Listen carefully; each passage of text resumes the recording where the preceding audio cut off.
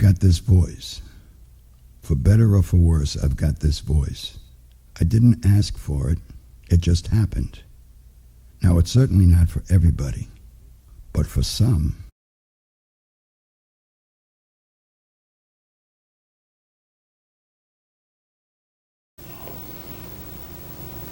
Scott, give us a brief overview of the nature of this creative process, how it works. Basically, the process is built on a series of exercises which is geared toward helping people get in touch with their creative selves. I've often said that one of the important things you have to do in the creative process is get out of your own creative way. So it gets people in touch with their creative self, and also how to work in this space in collaboration with other people.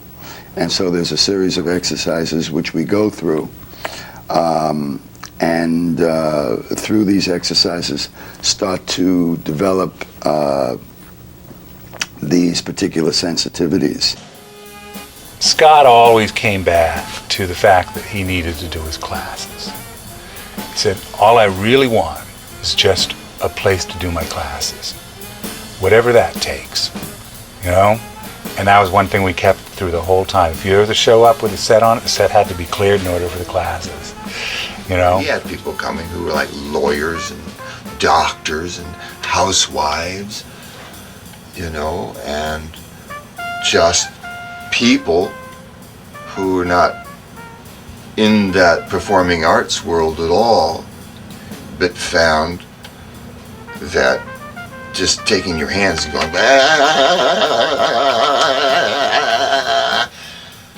kind of opens up something, because that's outside their normal experience, because you're not allowed to go you know, just on your own. You need someone to give you the opportunity and the permission to just go and I forget what the exercise was, but I was doing with Densmore, and it was a two-on, and we were just the two of us. He as a musician, I am imagining, probably experienced this all the time as a musician. I don't know whether he'd ever experienced it on stage verbally before, but I had never experienced this at all. And that's just getting up, and whatever the exercise was, I forget, but it was like back and forth, and it was, and it was wonderful. I mean, we were like, it was so fast, it was faster than you could think, and it was totally in tune, and totally, and it was hysterical. People were laughing, like, you know, it was just, and it built to a climax, and then it was boom! Scott wasn't at that, and people would ask for that because that was the standard format. When are we going to get up on stage and make people laugh or make people cry or do this, do a piece, do a class piece? When are we going to be able to show the effect of this? And Scott knew deep down that this was training. I've divided the whole process into three general states. One is called a state of deliberation, which is essentially a state related to the understanding of presence, the awareness of what's happening around you and within you. It's geared toward seeing and hearing. In other words, it starts from zero, and it's all about seeing things again for the first time, over and over and over again. And that's that state of deliberation. There's another state, which is state of sound and movement, which also are a series of exercises in which you conjure images and then make a choice to go with one of those images that are conjured. And then there's another one called rap, and the same thing takes place in rap, except you're working with words.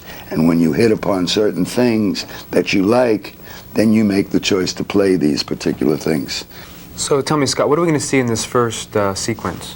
Well, that'll be the first of these states, which is called deliberation. There's a whole series of exercises. And deliberation is essentially about being aware of whatever it is you're doing while you're doing it. So me being aware of what I'm doing right now is me already doing deliberation. Also being aware of myself and my relationship with anything that I might be perceiving at that particular moment. And then you begin. It starts on a very basic level where people just enter the space. And the thing to understand also is that these people have been doing these exercises for a while. So even though they're still at a very basic fundamental level in terms of what we're presenting here, and I hopefully will be able to explain where the exercises go from there, these people have been doing this for a while.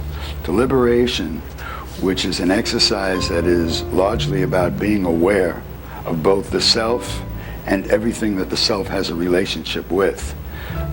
So deliberation is really moving into the space with an awareness of the self, its relationship to things in the space, and eventually that moves into an awareness of thoughts that might be going through your minds, feelings you might be having, and then also through a process of empathy, seeing that outside of you, which informs you of something, and then making a choice to go with it.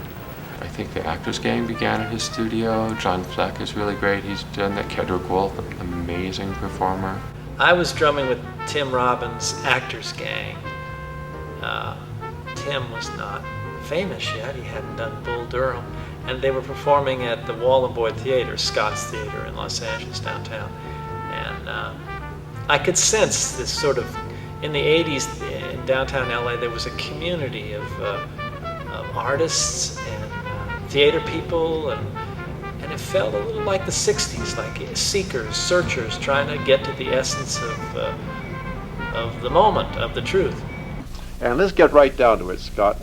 What kind of, why should I go to one of your plays as opposed to one of the others that are in Los Angeles right now? I understand you're doing something very different and innovative. Yeah, why should you go to one of my plays instead of somebody else's? Well, it depends upon what you want. I kind of resist a question like that, really, because it sets up a competitive environment, and that's one of the things that I think, as far as the arts are concerned, is, especially in terms of the way it's related to, the way it's conducted, for the most part in our society, that really gets in the way of it. I see. It has a competitive environment, and therefore what becomes primary is the selling of it over somebody else's product, and it starts to take it into another arena.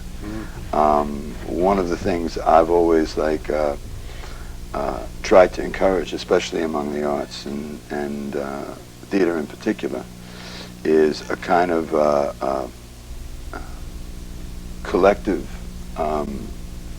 working together, in terms of what we're all about in theater, why we're doing theater, what our responsibilities are, what our relationships are to each other, to the community we function in, and to the world at large. So I don't know why you should come to my theater instead of somebody else's.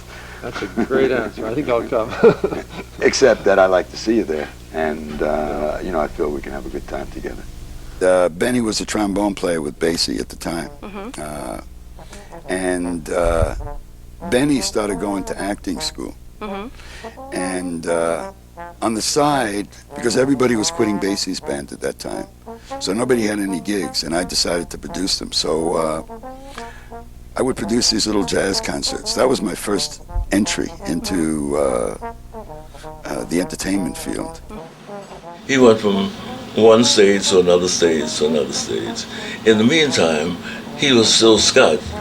I mean, he didn't bend to anything that he didn't want to do. He just lay back and look at it and decide how he wanted to do it Scott's way. Okay. Well, what is Pipeline? Pipeline was a not-for-profit corporation that I started in LA, an arts organization, which really consisted of 3 theaters beginning in 1981.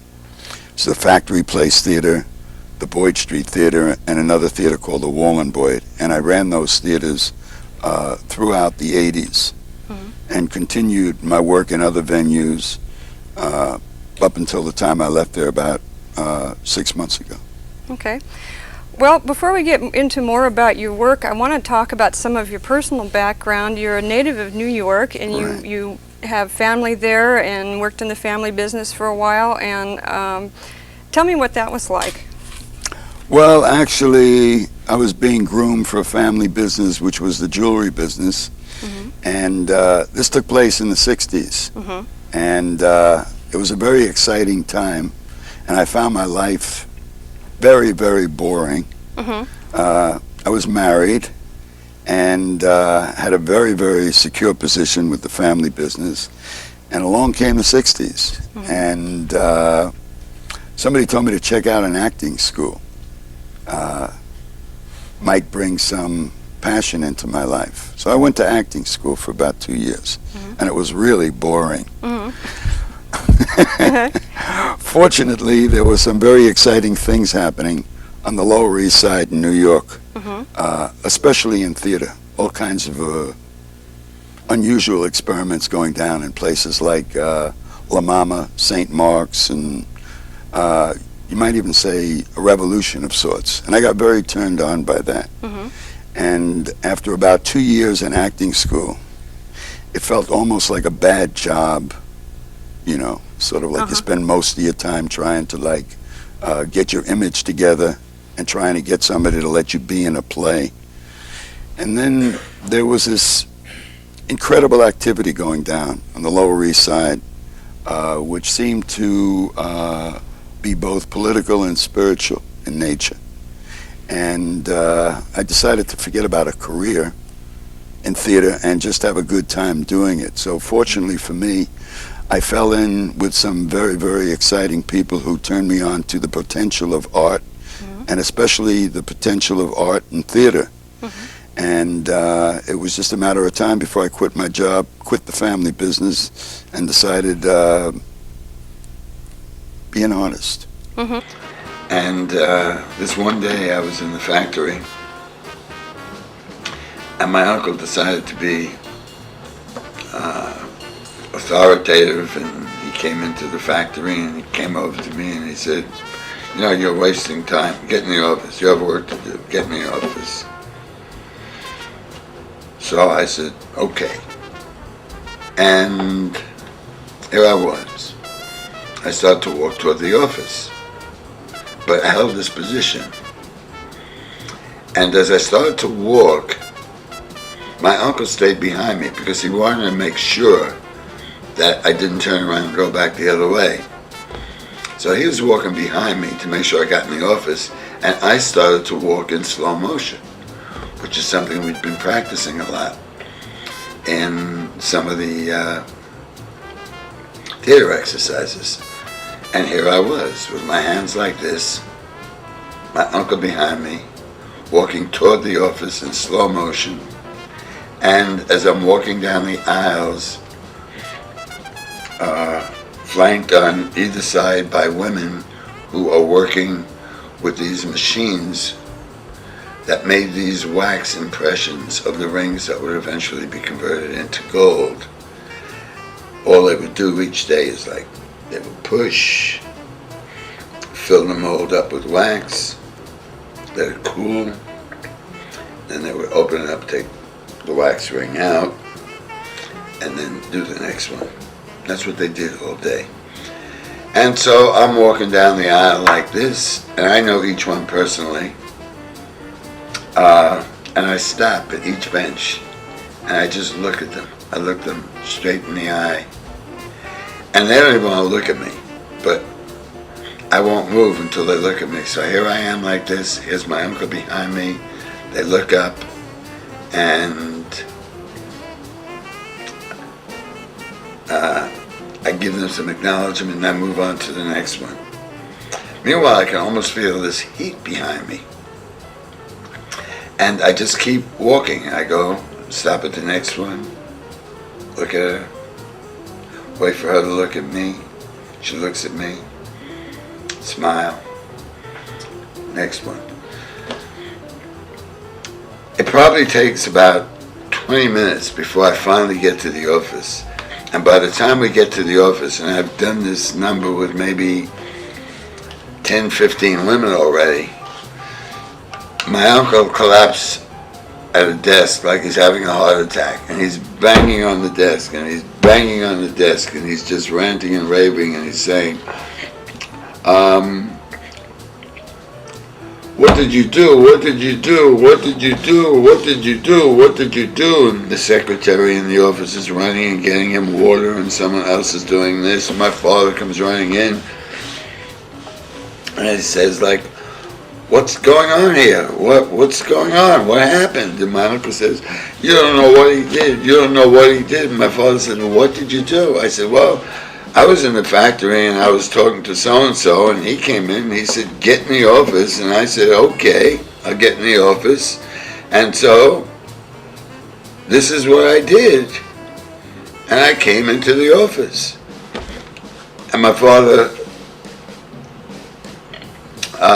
looked at my uncle and he said, is that what he did? My uncle said, that's what he did. That's what he did. That's what he did. Really been free. I mean, it's always been either school or the army or working for my father. But I never really had any period of time where I wasn't beholden to something or someone, you know. And then suddenly I could do whatever I wanted. You know, and I think the whole world, I still remember that day shone. Everything was like just shining.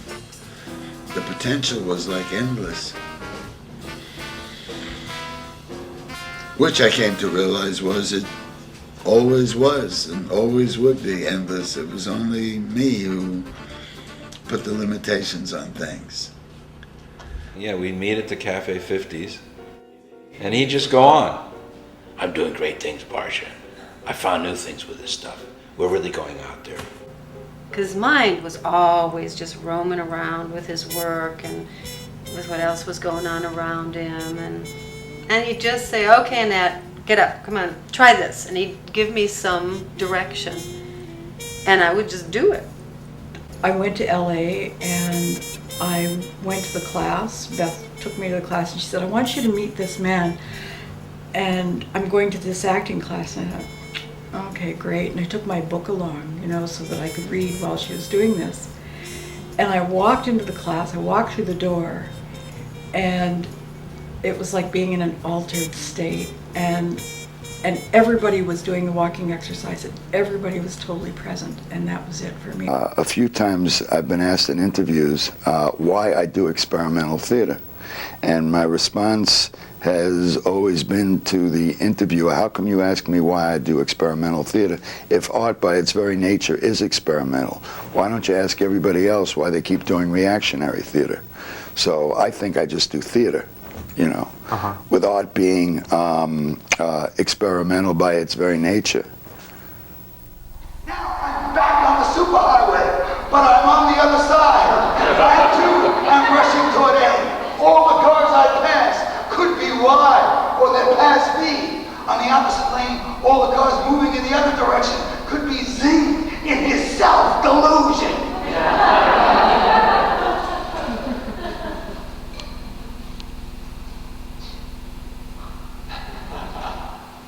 Or else. Y too is stopped at a telephone booth. Has called my house in A. Not finding me in, she has realized I am going to B. She has turned around. Now we are both speeding in opposite directions, moving away from each other. And the car I pass, or that passes me, is Z, who also tried telephoning Y at the halfway point.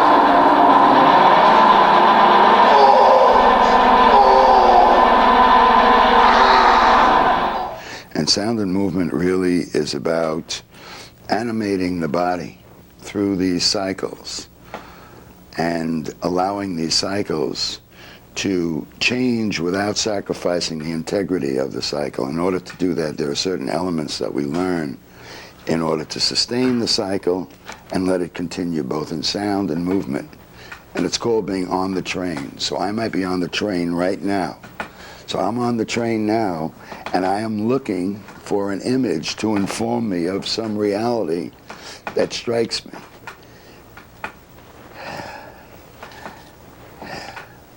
So this can be worked also with me having a particular theme in mind, or else I can just be working in a search for image. And then,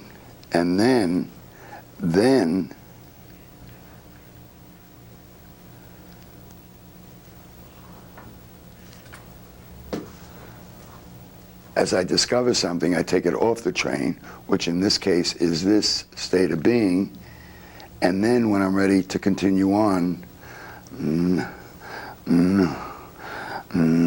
back on the train again, searching for the next reality,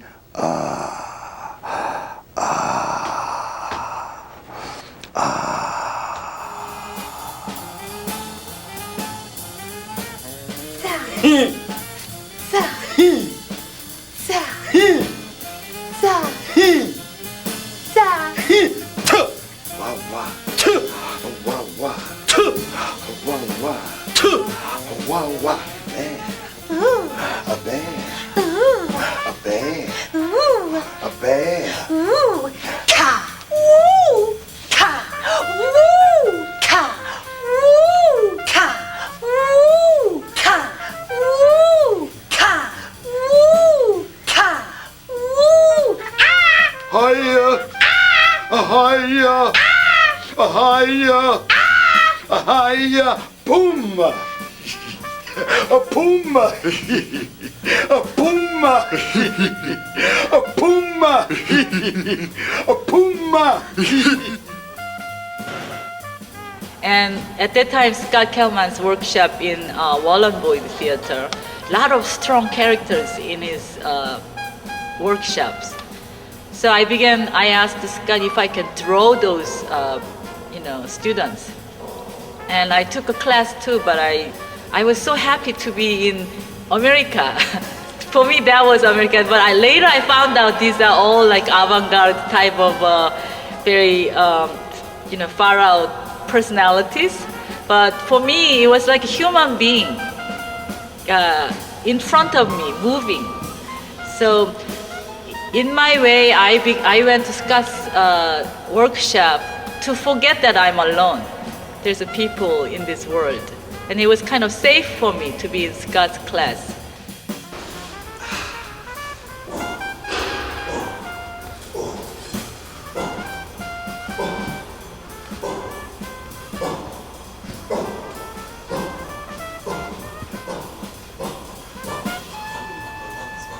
So you two are leaders of the avant-garde theater. Are we leaders? Yeah. But Scott, I read that you actually came to LA to die. To die. That's to true? Die. Still waiting. Oh yeah, well, as are most of us. But instead, you founded Pipeline in 1982. Right, right. You've produced over 200 something like that. Pieces. That's amazing. Yeah. When and how did you first meet Kedrick? Actually, that occurred shortly after I opened my first theater, which was the Factory Place Theater. Uh-huh. And a mutual friend of ours, Liz Shepard, told me about this character named Kedrick, who was an actor. And so Kedrick and I met, and I asked him to tell me something about him, because most of the things that I've done have really come out of my relationships with people rather than me reading scripts and different things like that. And Kedrick started telling me about different things he had done, plays, movies, and everything like that. I wasn't too interested in that. So when I asked him to tell me something interesting, he told me a story about how after Watergate, he dressed up as an angel, in an angel costume with huge wings and everything like that, and with a golden broom, went to Washington, started to clean up. And he continued doing this around the country and Canada as well. And was sort of on a mission, I guess, of some sort. And he did that for about 4 months until the tension got to be too great and he came back to Topanga. That kind of turned me on. And so I told Kedrick that I wanted to produce him. And he asked me, what should I do? I said, just do Kedrick. Uh-huh. And he ended up composing a piece that we eventually collaborated on. And the evening was called Our Kedrick, ran for 10 months. Wow. And the rest is history. It was me beating me, and I went out.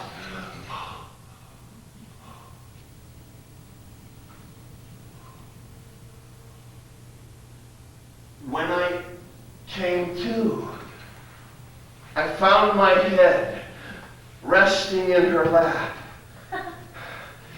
No, I cried when I opened my eyes and saw what she did.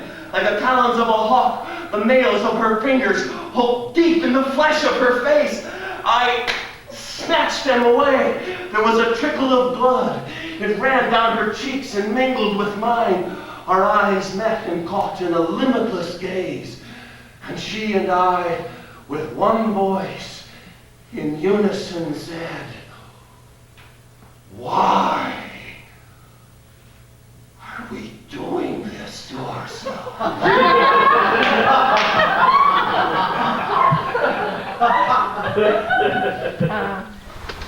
Yes? Mrs. Rachel Taylor, Yes? I'm Detective Burke, and this is Detective Kendricks.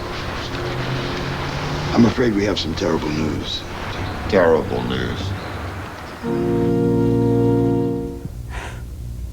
Now, what was I going to say? Someone asked me on Oh, set. the obsessive love. Right. Now, is this out of personal experience? Of course it is. That's what that's why the show works. Kedrick told me that he had a great night. I mean, so the audience was over the top, and they were so with it and reacting and full. It was just like, yikes, it's like too good or whatever. And he came off stage and he went back, and Scott said, "We got a lot of work to do. We got to start all over." Off the shop, and I'd never seen a punch before in my life, not a real one. Oh, but God, I never have to see another one. But I am glad I saw that one. It took its genesis somewhere in the distance over his right shoulder, and then one leg came off the ground, and he leaned into it as he buried that punch right straight in that fat hog farmer's face.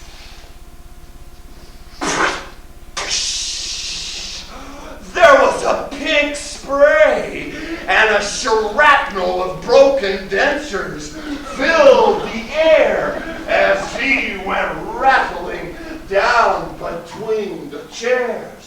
Stunned from the blow and the fall, his eyes bugging out of his head, pleading at the razor in Warren's hand, quivering on the flesh of his jugular. Just like that! You fat! Ain't never done nothing in your whole fucking life, cocksucker! And just so you don't ever have to ask again, I bled them two right on the spot, but I'm gonna let you crawl away to rot nice and slow out there on your place with the rest of you hogs. Now get out of here, you son of a bitch, and don't you never come back. You two would appear to be somewhat different because, Kedrick, you're a non-smoking vegetarian who lives in Topanga with a house that you built yourself that has no electricity. Now, wait a second. I came from a farm before I came here. I was living on a farm In New outside York. of Woodstock. Yeah, you were okay. eating meat and smoking, see. Yeah. In fact, I probably had one of the first health food restaurants in the United States. It was in a little town called Fleischmann's, New York, and it was called the Iowa City Bicycle and Free Ballooning Society of Fleischmann's, New York. Easy thing to put on a But I business used to card. eat down the block because we Yeah. didn't.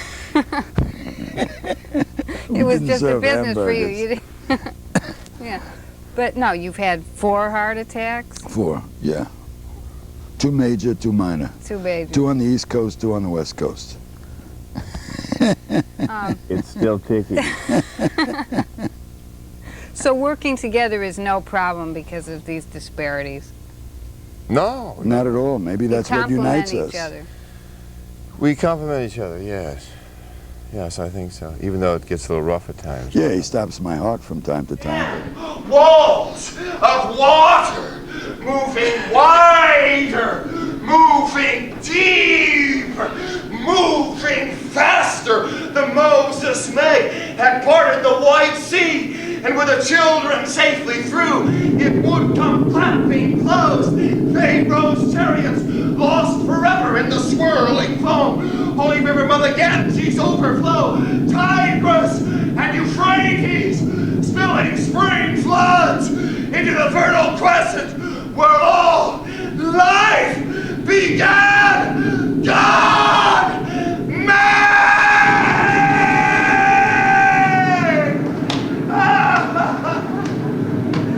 Someone wanted to kill Tom. Why? Well, that's what we're trying to find out. Now, can you think of anybody who might have been angry with your husband? No. Any strange correspondence, beef with an employee, sudden mood swing, something like that? No, nothing. Can you think of anything maybe a little bit weird or unusual, something out of the ordinary that might have happened lately? Like a dramatic change in his routine or some financial transaction? Now that you mention it. Let me explain. I applaud your selection. No, I can start the piece off the same way. I applied for a grant. I got the grant.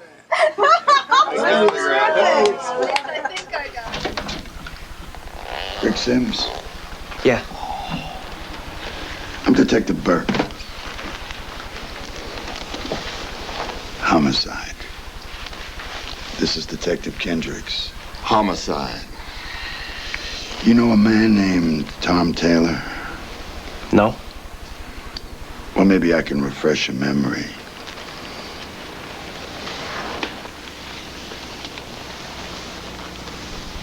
You worked at a party of his. I work for a lot of people. Doesn't mean I know him personally. Well, you personally cashed a $10,000 check of Taylor's. Now that's a whole lot of money for a tequila twirler, I'd say, wouldn't you? $10,000. Yeah, well, I'm good at what I do. Well, I like to think I am, too. You see, Taylor's dead. And I think you did it. Creep. Hey, Lieutenant. It's a nice scratch he has over his eye. How do you suppose he got that? Mind if we come in? Hey, Kojak, you got a warrant? Thought you'd never ask. Closing is it?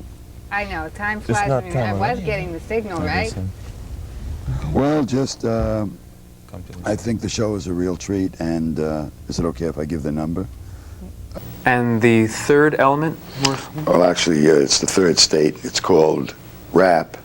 And all the states and all the work, the approach to all of it is through a physical awareness as well as everything else, but utilizing the body. So even when we move into rap, it's kind of like sound and movement in that rapping also becomes utilizing the body to get to words.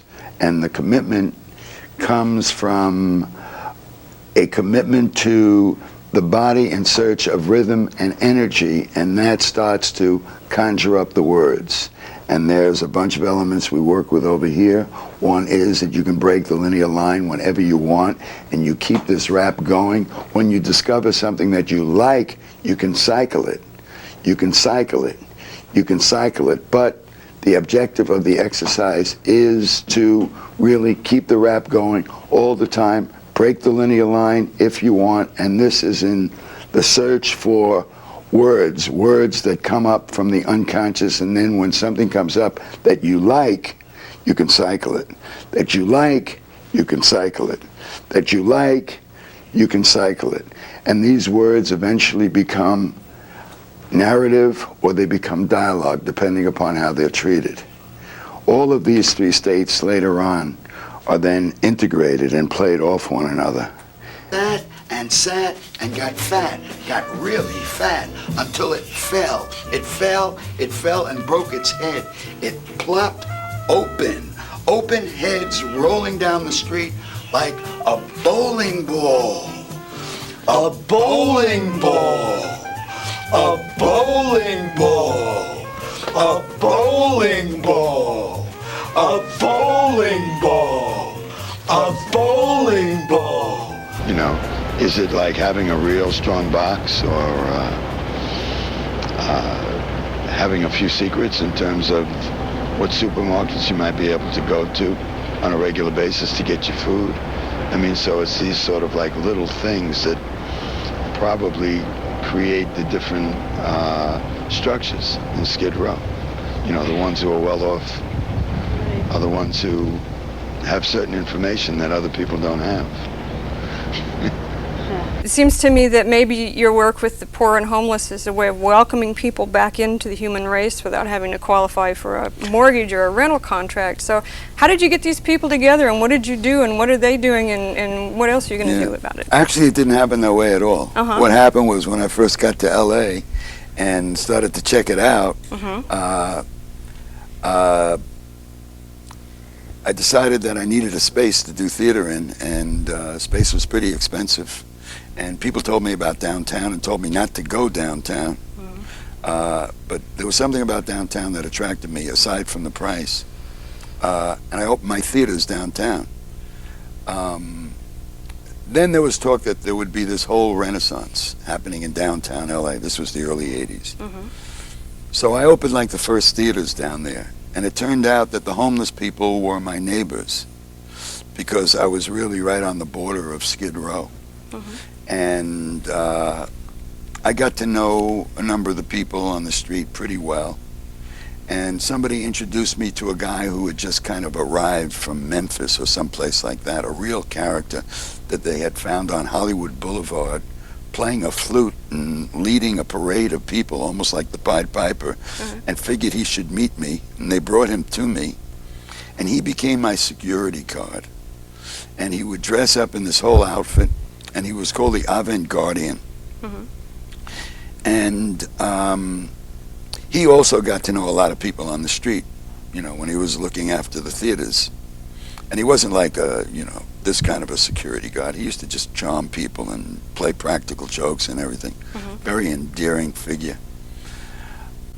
Somebody told me about a group of homeless people that were meeting at an office and trying to get a piece together, headed by a guy named John Malpete, and I should go check him out. So I went down to this office, and a number of the people were actually people who had been in mental institutions and stuff like that. And they were trying to get this piece together. And the rehearsal process was like really fascinating. I mean, because nobody could remember lines. People were having arguments all the time, cracking jokes. John Malpete was going crazy, you know. And I just watched this event one evening, and I walked out of there, and I couldn't believe the insanity of the evening with these people trying to get through this piece, and how in the world are they ever going to get through the piece, you know? And it was a process that everybody agonized over. I mean, there was one guy, his name was Jim Beam. He wrote the piece. He was like one of these guys who, when you walked in and you looked at him, like he would just curse and curse and curse and all these words. I can't say them on television. Right? They just come out of his mouth like this and like that and da-da-da, and then he'd just walk away. And I'd follow him into another room, and he'd just blah, blah, blah, and he'd walk into another room. And I'd just follow him into another room. And then one day he just went, hey man, why don't you leave me alone? What do you want? We're standing. Our voice was saying,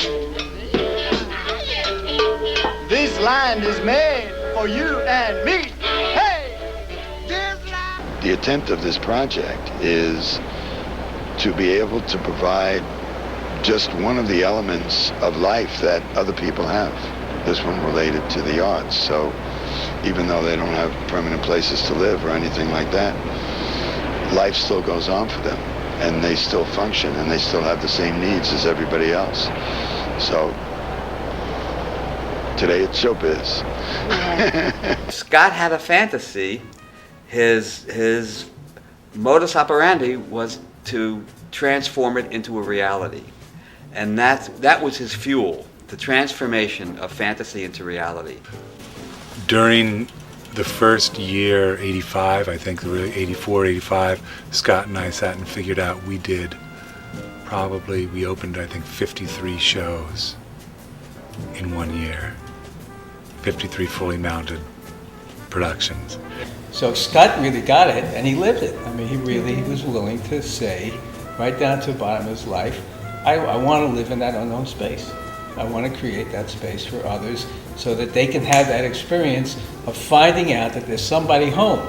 It's not that there's nobody home. There's somebody home after all, when you let go of all those moves you think you need to make. And that's what the theater was about. These are traditional plays. But Scott never was into any of that. He was into the more sort of this like raw creative process. And if the guy makes the fast break and he goes for it, he passes the ball behind the back, which was not practiced, and to the other guy over on the left, it better not hit him in the head. The other guy better have peripheral vision, have it, know we changed and we're working with you, grab the ball and go in and sink it. But to get an acting group to do that, because most actors will say, oh, you stopped with that line. I thought you were going to say this, or I thought you were going to be standing over there. No, you do that on a champion basketball team, you're fired. You know, like, what do you mean? Yeah, it's supposed to be, we're working together and work with it, play with it. And that's what that's what the exercise we really aim for creating a cohesive unit. A kind of place where it's like, why am I doing this? You know, because you can get so lost in it that you forget that you're also a part of the world, and that everything you do, every element that you practice, has a relationship to the world that we all live in. And if it doesn't, why bother practicing it, right? Think of everything on this side of the line as the space or the stage, all right? And the way I would like to begin is that you come with the attitude that when you cross over the line, or whatever part of you crosses over the line is, by the very nature of crossing over the line, in performance. I give up all creative responsibility. The line takes care of it. I just say yes. Okay, so as I cross over the line, whatever is on this side of the line is now in performance. This is performing. This belongs to the regular world. Okay? Now, as I cross completely over the line, I am, by the very nature of being here, in performance. And I come upon this cult of Kelman. That's why I'm wearing orange. Scott's workshops had this element of improv that was very similar to jazz. Sort of not free jazz, but jazz with a structure, and then you improvise off of some chord changes or some sort of sound and movement. And I went, wow, I understand this musically. Is theater dying? And if it is, can it be revived? I think it's dying for a number of reasons, one of which is economic. I think one of the problems we have today as far as live performance is concerned is that technology controls the minds and hearts of the entire population today. It reaches in and it grabs you, so that where years ago everybody could sort of, or a lot of people could make a living from performing, now you don't have to leave your living room. The technology permits entertainers to reach out into your living room, grab you, hold you. And so in that respect, I I think that's affected the life of theater. Makes it too easy for people to get whatever they want in their living rooms. So I think that's contributing to the death of theater, and also I think theater's contributed a lot to its own demise in that it refuses for the most part to relate to that which is immediate. Wah, wah, wah, wah, wah, wah, wah, wah.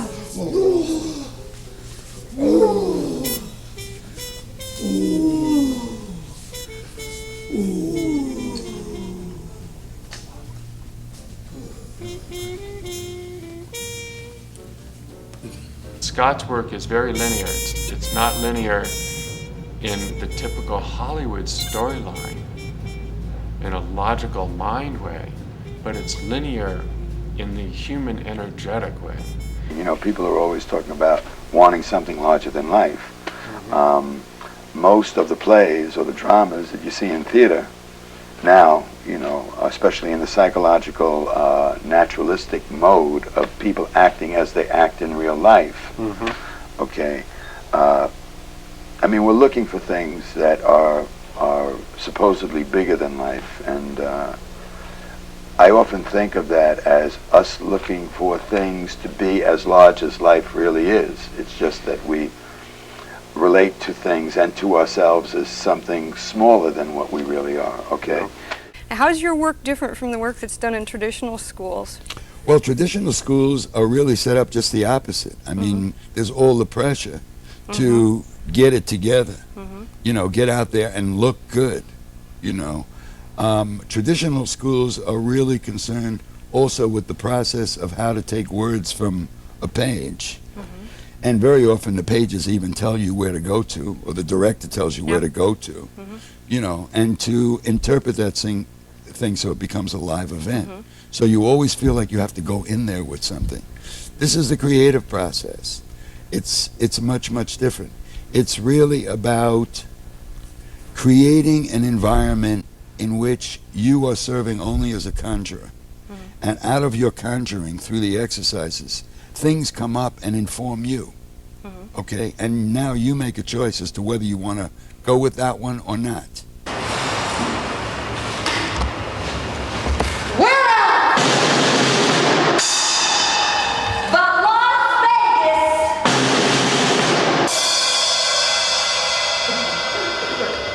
Would they make the atom bomb a picnic?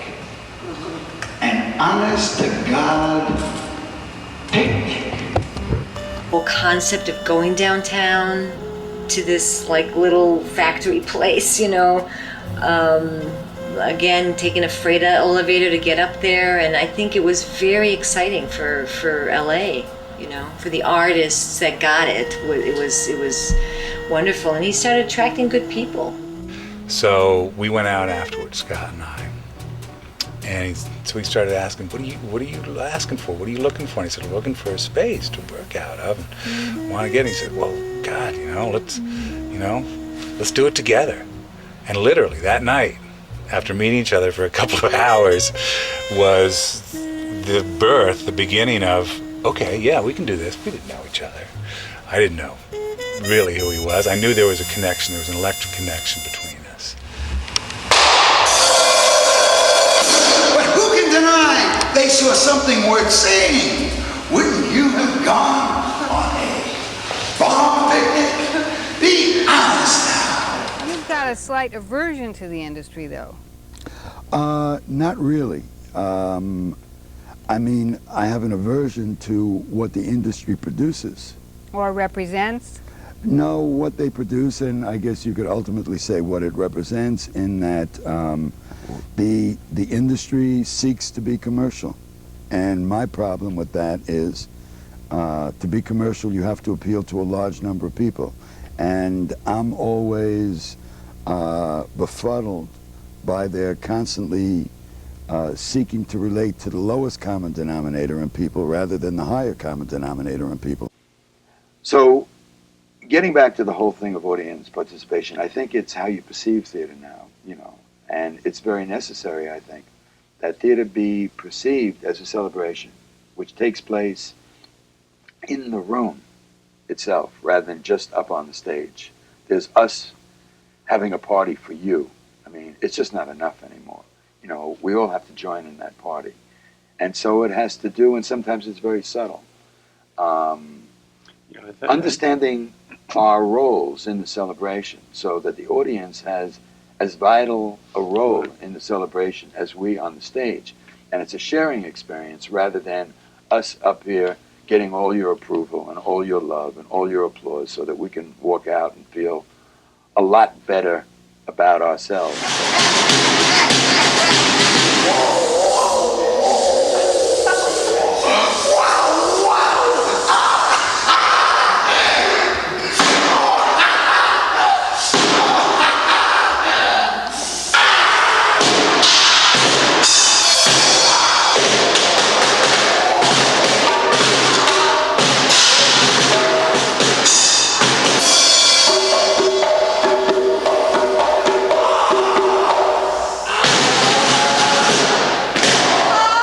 Take it to a slightly different place, and that is a little bit later on, as you develop through the elements, you jam with it to create imagery.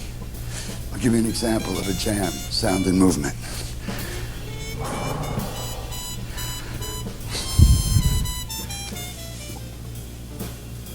So first I'll just hit an arbitrary image and start to work it.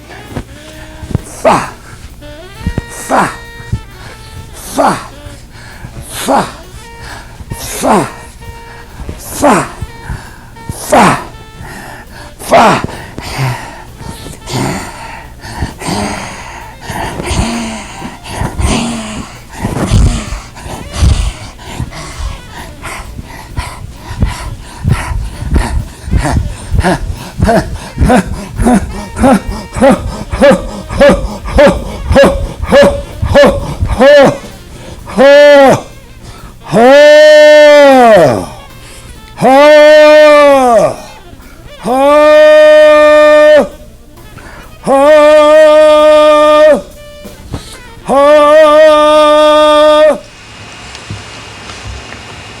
Steve McQueen and the Cincinnati Kid.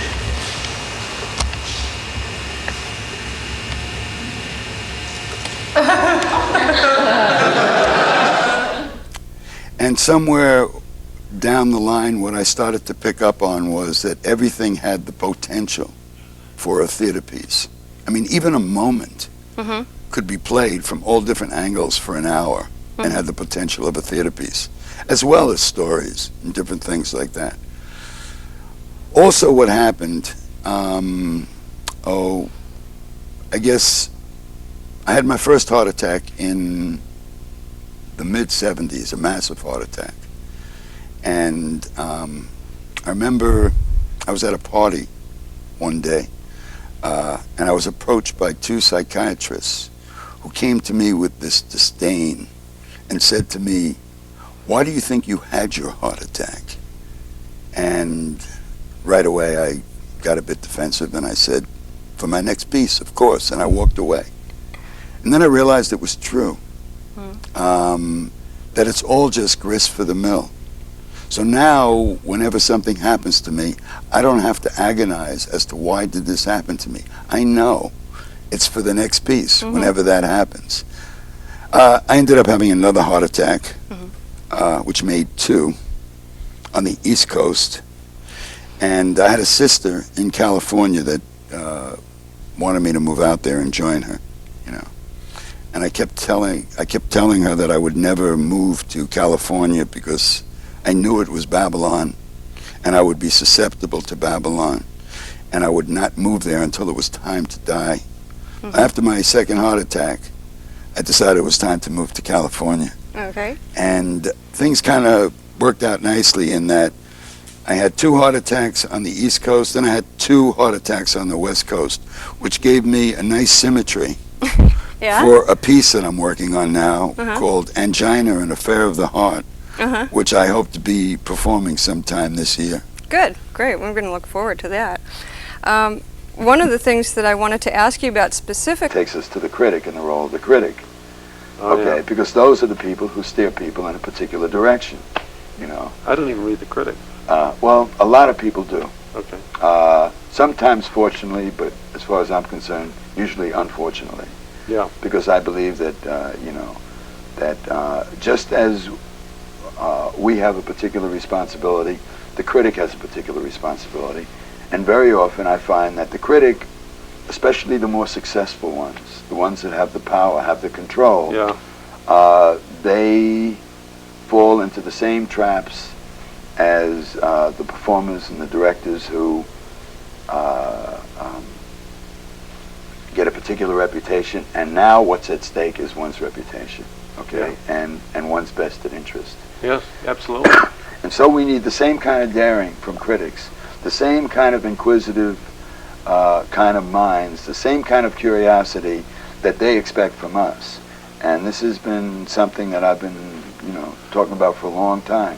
And I sat through the award ceremonies, and eventually they called him up and he accepted his award, and he was very gracious, and he thanked everyone, and I believed for the first time that I saw him be diplomatic and gracious. And then after he got through thanking everybody, he just stared around the audience, and I thought, please, don't do it.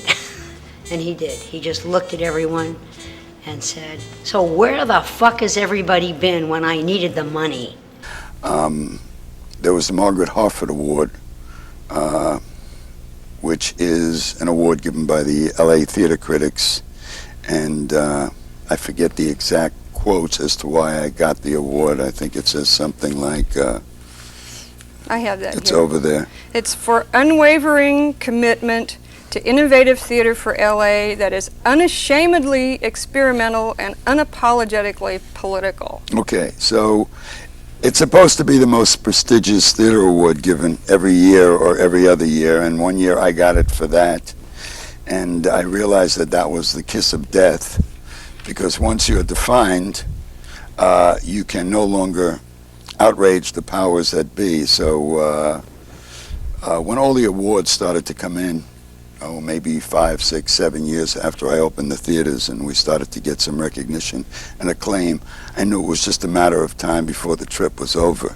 What Scott was doing with one-person shows was just revolutionary, in which I think there's this impact you still see 20 years later of people standing up and doing their memoirs or talking about their lives, and how Scott crafted that. I remember talking to him about that too. He says, we don't have any money for a big cast, and we don't have any money for scenery, so we're going to do theater of poverty, which of course was not just something he'd made up, but it was this real term and a real philosophy, and he followed it, and he did it in a way that was true and authentic and had power, and the power really communicated, and people came. We got awards, and the audience worked. It was kind of the most immediate access to not only a space, but to a producer who encouraged people to come in and have access to his space.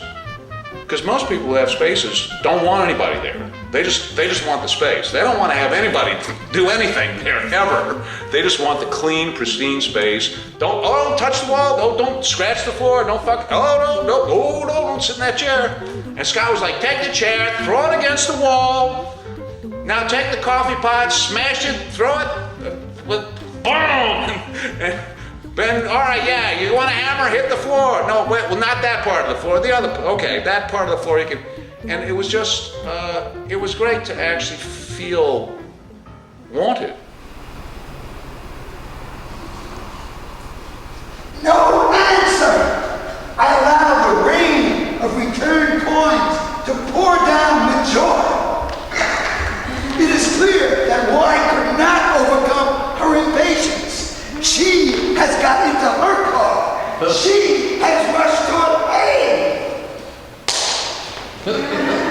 Now I'm back on the superhighway, but I'm on the other side. I too am rushing to an A. All the cars I pass could be Y, or they'd pass me on the opposite lane. All the cars speeding in the other direction could be Z in his self-delusion.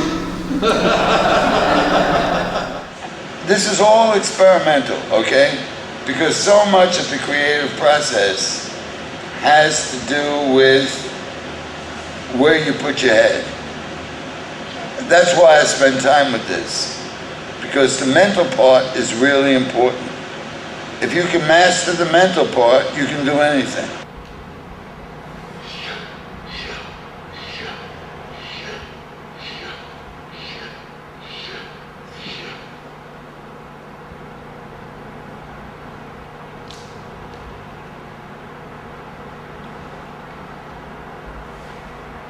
So in other words, I sustain a kind of consciousness, not only of what I'm doing and what I'm making, but what I am from moment to moment to moment.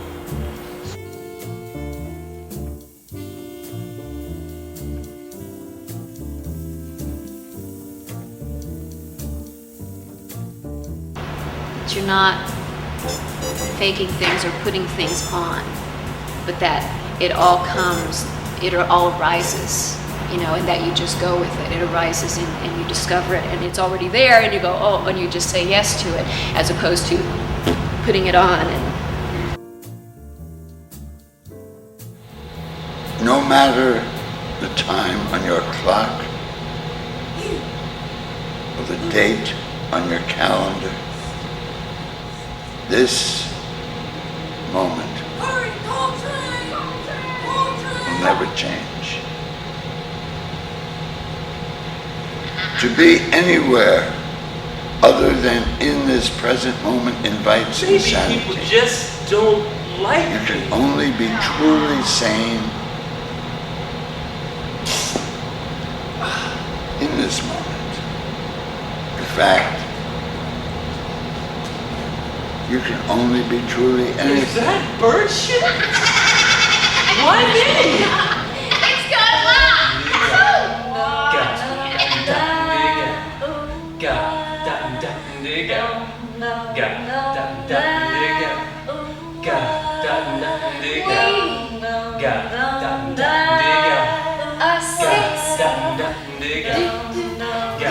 This is about accentuation of the self. You know, it's about you becoming larger, basically, and recognizing that mentally and creatively you're larger than you think. You know, and the whole thing of being present is about accepting that largeness, I suppose, and being and really inhabiting that creative space that is yours. There was a theater director here during a dress rehearsal who's been doing theater in this town for a long time. And I like to keep the house lights on, at least lightly, so that the actors can truly engage the audience. And he was trying to explain to the actors that you don't really need to turn the house lights on, because for the audience it looks like you really see us. And I said, that's the difference between your theater and the theater I do. You know, that's about image, the image of seeing the audience, but we really want the exchange. The skills we work with in Scott's work is everything I'll utilize in the group work that I do, or in a psychotherapeutic format. It's a very different intent, but the interactive skills are very much there. The mindfulness skills, paying attention to what's happening in the whole room, what's going on between my connection between myself and a group member, or it's the same thing, myself and the audience, or myself and my fellow performers. My daughter came to visit and see Dow Soup last night, and I was staying at Scott's house, and here's this old geezer sitting on the sofa watching Fox News, and I'm thinking to myself, what's my kid gonna think? Why do all these people get attracted to this guy? What's the deal? And the reason Scott was watching Fox News is because he's curious. He's curious about what makes these people tick. I mean, he's not one of them, but I think that curiosity has something to do with his whole thing about being in the moment, and he's a seeker. so much trust in Scott, in his, you know, sensibilities and his artistic integrity, that, I mean, there were a lot of things he suggested that we do that in the beginning I thought, that sounds terrible. Like, that sounds so stupid. You know, why would we fly around and act like birds? Bladder and bowels empty.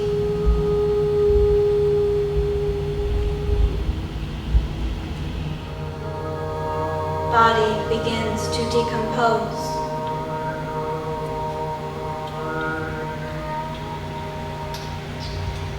Body is now the temperature of the surrounding environment.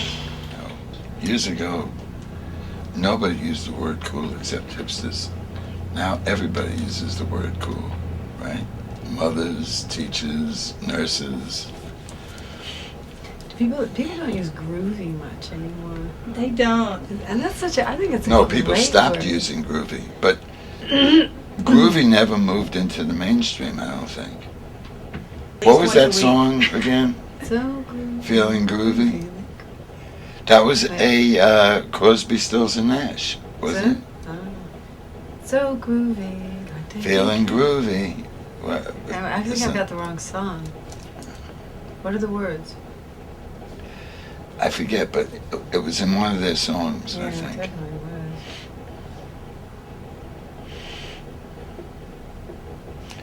was. Groovy's a groovy word. It is. It's got a good sound to it. He loves me on camera, doesn't he? Relate said he was practically dead, like gone. And he saw this angel. This is the way he says it. And I really think he saw this. I really think he felt it. He doesn't make these things up. And he starts telling us about, no, you can't go. You're not ready to go. You're not ready to come with me. And so he would just turn around and he came back. Scott's life was the theater, and the theater was his life. He loved to explore his curiosity and just grow, and always thinking how something might work as a theater piece. And the ultimate in that was in my last conversation with Scott on the phone for about an hour and a half, maybe 8 hours before he died. He was talking about writing a new solo piece for himself about pain. And I thought that was the ultimate final melding of life and theater for him, that he would maybe provide pleasure to people by sharing his pain. But at the end, and I guess this is coming to the end, if I look back upon the whole thing, I must say, of all the people I know that I've spoken to in theater, I don't know anyone that's had more fun than me, you know. I mean, I'm really happy with the life it gave me, and I was lucky that I could afford to not have to depend entirely upon the money I made from it in order to survive, you know. I was just lucky that I had the means, if I lived modestly, to be able to do something like this. Because I certainly had a lot of good times, you know.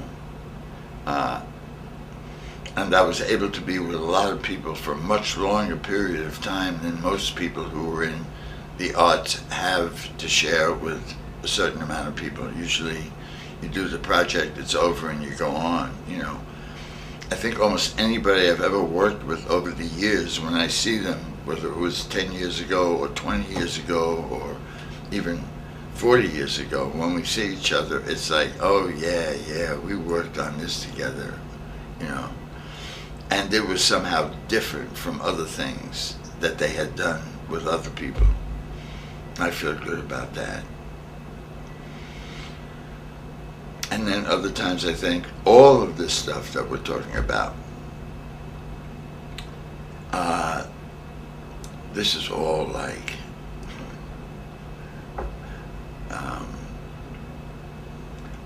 a figment of your imagination and their imagination, or maybe they're just humoring you.